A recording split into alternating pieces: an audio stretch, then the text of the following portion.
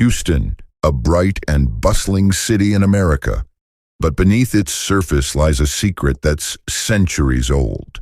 Some call it the city of restless spirits, but why? Are these merely rumors, or has something truly terrifying made its home here? Today we'll uncover the truth buried deep beneath the ground. But first, make sure to subscribe to the channel and help us reach 500 likes on this video. Get ready, the darkness is waiting for you.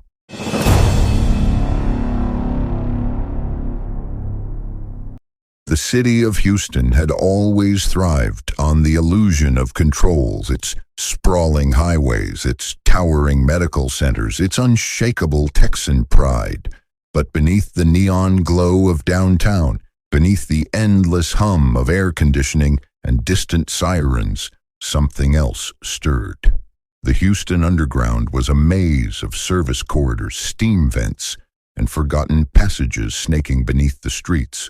Workers used them to escape the heat. Students dared each other to explore them, and the homeless sought refuge in their damp shadows. But lately the tunnels had begun to change. Security cameras flickered out. Maintenance crews reported tools gone missing, only to find them days later, rusted as if submerged for years. Then came the whispers. Workers spoke of a wet, dragging sound just beyond the reach of their flashlights, of handprints on the walls that weren't human too long, too many fingers.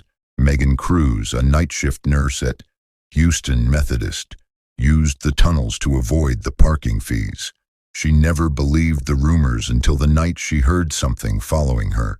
Not footsteps, not an echo, but a slow, slithering crawl like something pulling itself along the concrete. She ran, her breath ragged, her pulse screaming in her ears. When she burst into the hospital lobby, the security guard found her shaking, her scrubs soaked through with a stinking, briny liquid that hadn't been there before. A homeless veteran vanished near Main Street. A pair of urban explorers never resurfaced after a quick trip beneath the city. And then the water started rising, not from rain, not from floods, but from below. Basements flooded with black, brackish water that smelled of rot and salt. Puddles shimmered with an unnatural sheen, as if something had just passed through. The morning sun did nothing to ease the dread clinging to Houston. News vans crowded downtown, reporters chattering about unexplained flooding and infrastructure concerns. The city officials smiled tight-lipped for the cameras, assuring everyone it was just a maintenance issue. But the people who had been down there, the ones who had heard it, knew better. Megan Cruz hadn't slept since her encounter in the tunnels. The smell of salt and decay clung to her, no matter how many times she scrubbed her skin raw. She tried to convince herself it was just stress, just fear, until she turned on the faucet in her apartment and the water came out black. She recoiled, gagging at the stench of rotting seaweed and something worse, something meaty.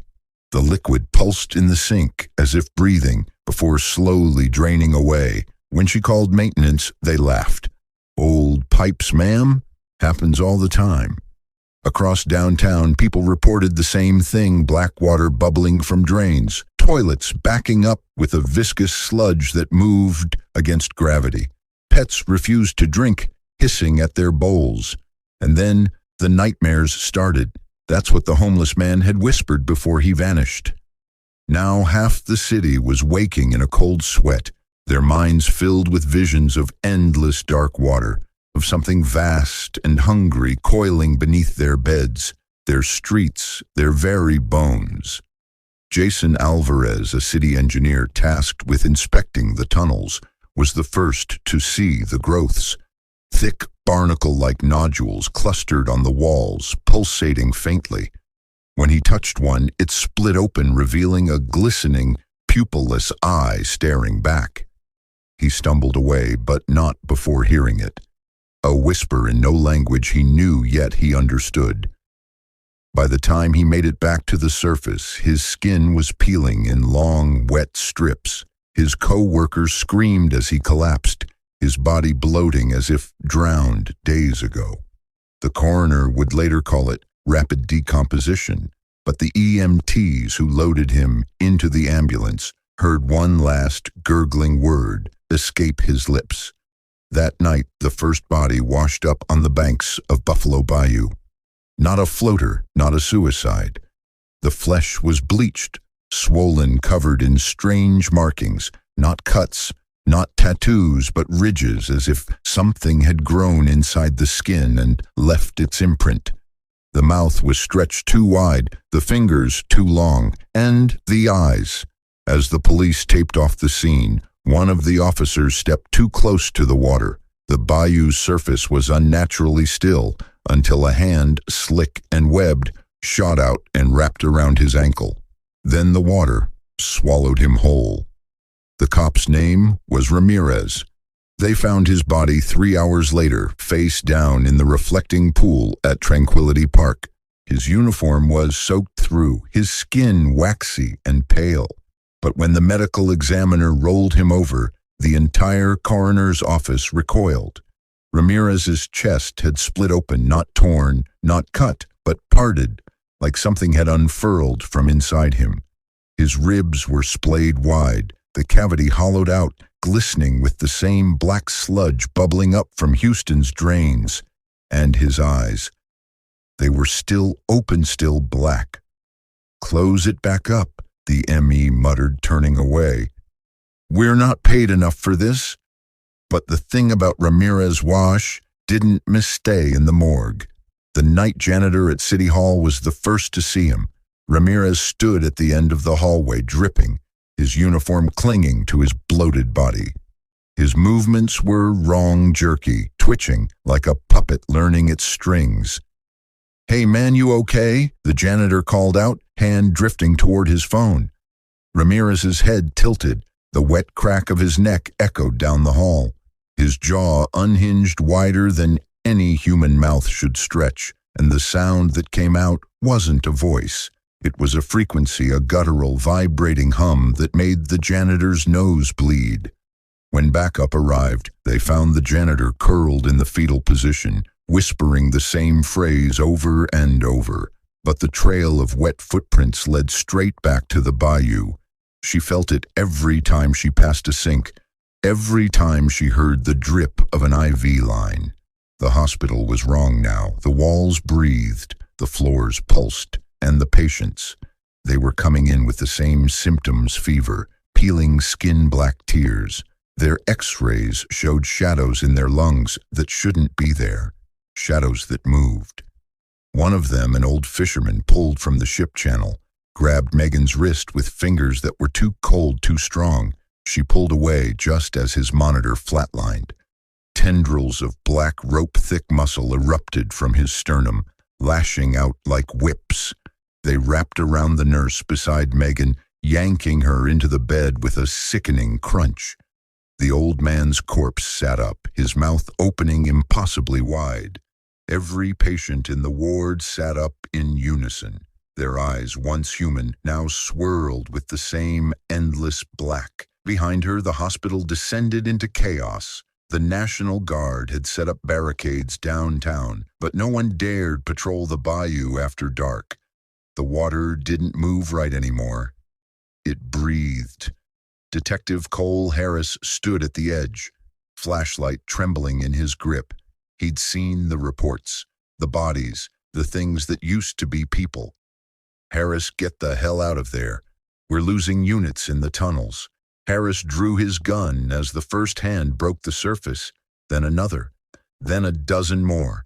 All the people who had gone missing, all the people Houston had already mourned. Their eyes were open, their eyes were black, and they were hungry. Not the heavy, humid downpours Houston was used to. This was something alive.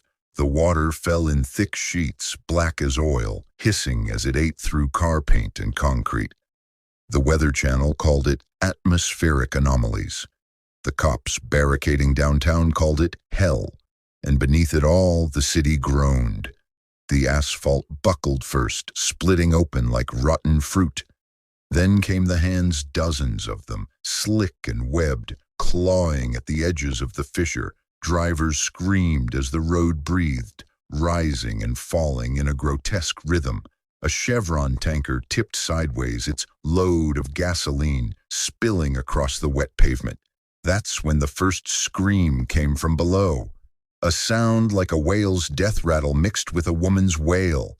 The explosion lit up the Houston skyline, casting long, monstrous shadows as things pulled themselves from the burning wreckage.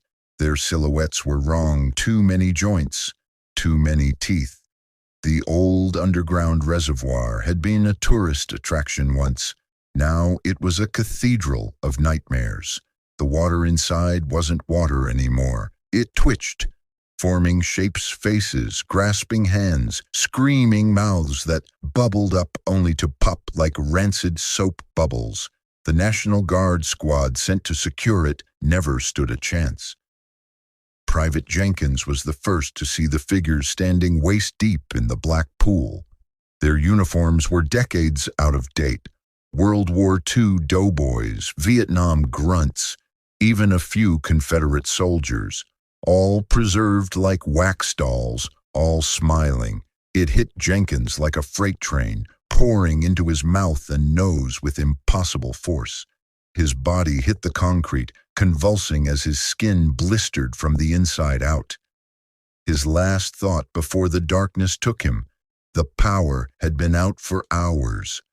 Megan Cruz crouched by candlelight, her medical bag emptied across the floor. Scalpels, adrenaline pens, anything that could be a weapon.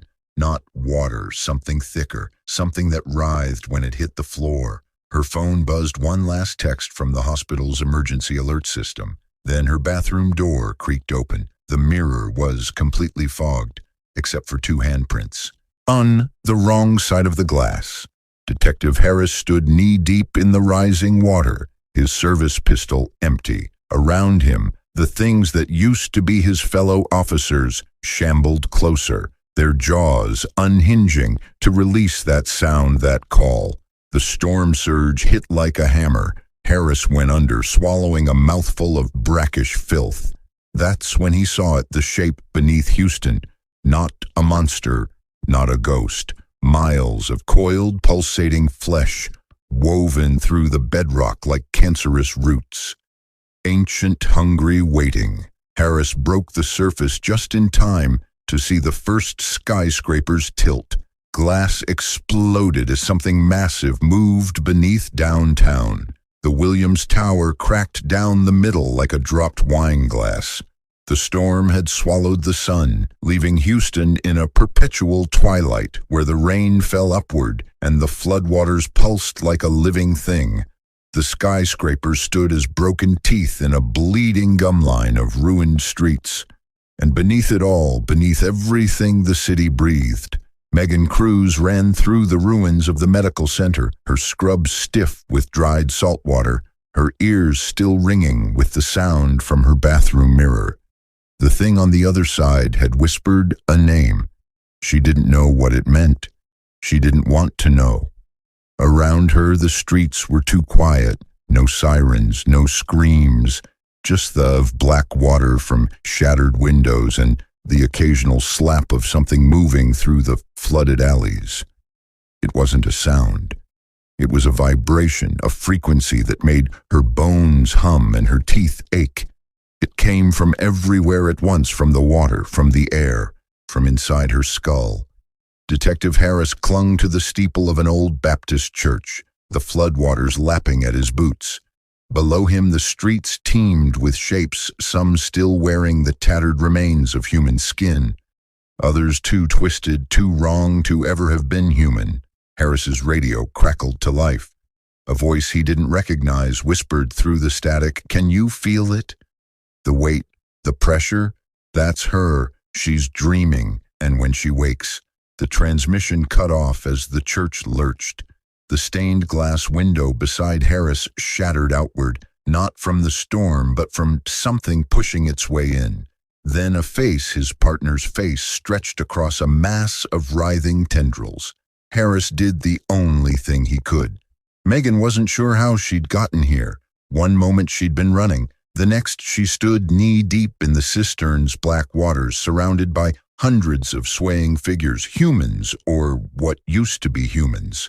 Their eyes were gone, replaced by slick black orbs that reflected nothing. Their mouths moved in unison, chanting something that wasn't words, just noise, just echoes of the call. At the center of it all, the water bulged. Megan's legs moved without her permission, wading deeper, her hands outstretched. The call wasn't a sound anymore, it was a pull, a need, a hunger. Then she saw them, the children, dozens of them standing perfectly still in the water, their faces blank, their arms raised toward the thing in the center. The youngest couldn't have been more than 5. One turned to look at Megan. Its smile split its face in half. "She's almost awake," it said in a voice like rotting coral. The water boiled. Harris found Megan just as the first tower broke the surface, a spire of black stone veined with pulsating bioluminescence. More followed, rising from the floodwaters in a grotesque mockery of Houston's skyline. Megan grabbed Harris's arm, her fingers leaving wet prints on his skin. "We have to stop the call," she gasped. "It's in the water, in our blood."